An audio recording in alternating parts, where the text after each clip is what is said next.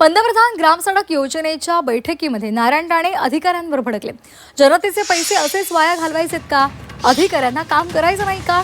नारायण राणे यांनी अधिकाऱ्यांना हे संतप्त सवाल केलेत। मग नोकरी गेली तरीही मग बोलायचं नाही असं सुद्धा त्यांनी म्हटलेलं आहे। पंतप्रधान ग्रामसडक योजनेच्या कामावर नाराजी व्यक्त करत असताना त्यांनी अधिकाऱ्यांना धारेवर धरलं। त्यांना अनेक प्रश्न विचारले। हे जनतेचे पैसे आहेत ते असेच वाया का घालवायचे असा प्रश्न त्यांनी विचारला आणि त्याचबरोबर नंतर नोकरी गेली तर बोलायचं नाही असंही नारायण राणे म्हणाले।